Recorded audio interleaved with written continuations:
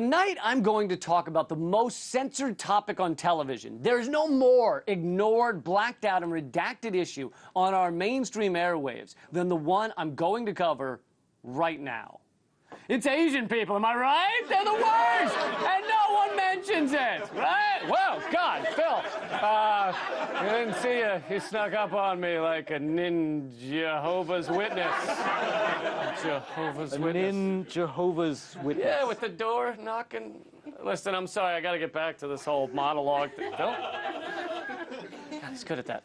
Anyway, what's actually censored the most is the discussion about our advertisers that pay for most of the networks you watch, and by extension, our insane obsession with endless consumerism. Over an 80-year lifespan, we watch 15 and a half years of television, 15 and a half years of having our brains liquefied and sodomized, zombified, and glorifying products and nonsense, clothing, and fake We take in between 1,000 and 5,000 advertisements and brand names per day, and only half of those are for Geico.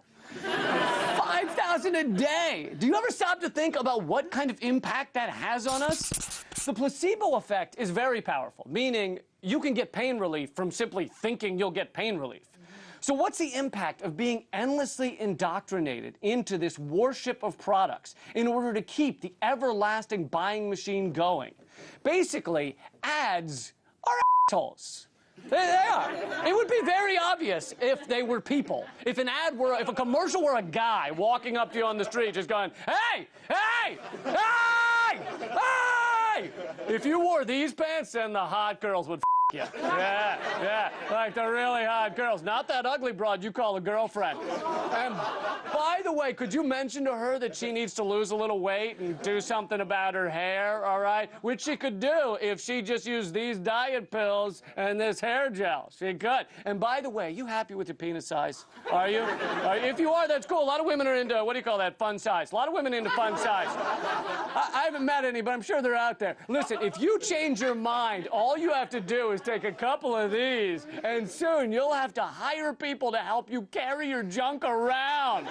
Like a train on a wedding dress. You will, but how are you going to call your junk carriers with that crappy phone you got there? You got to get this phone with the bullshit technology that makes other people feel better than you because they own it, and they are. They are better than you. Oh, God. All this stuff you need and don't have is making me anxious. Is it making you anxious? Is it? Is it? Is it? Are you anxious now? Are you? Are you? Are you? Then just take a couple of these and you will feel amazing. Plus, bonus side effect, those pills also make your butt hair shiny and more manageable with extra bounce. We have that guy in our heads all day long. All right? And for most of us, it gives us an underlying misery or alienation, as if life lacks something important. Nearly 70% of Americans are on prescription drugs, and we're one of the most depressed countries. We're not enjoying life. We're manufacturing a version of life we were told is what happiness looks like by a guy with a bright white teeth and perfect eyebrows. And purchasing craptastic plastic things has become our duty as a good member of society. It's what we talk about with our friends and coworkers. But then we get our crappy product home and realize it doesn't satisfy us because half of its allure was the fact we didn't have it. And the other half was that the ad promised us utter euphoria. But for some reason, this home barbecue set didn't fix my marriage. Maybe it doesn't work with soy dogs? I don't know. What the vast majority of commercials tell us to value in life isn't what matters.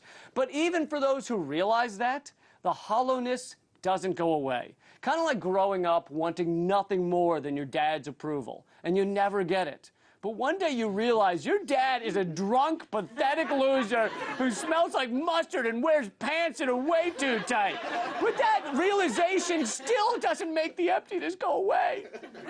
By the way, my dad is none of those things, which is going to make my memoir suck. Thanks a lot, Dad.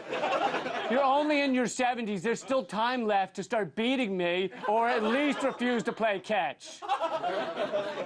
Point is, the ads tell us money, celebrity, and materialism are what matters. But of course they aren't. We're a world of people trying to get a full meal from cotton candy. It's bright and tasty, but you will die trying to sustain yourself on it. Plus, it usually means you have to hang out with clowns, and they're f***ing creepy.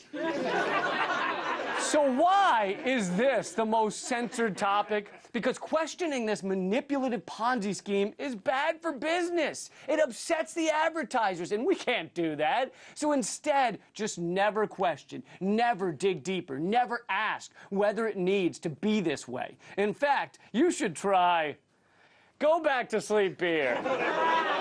It's my favorite drink for when I'm afraid I might wake up.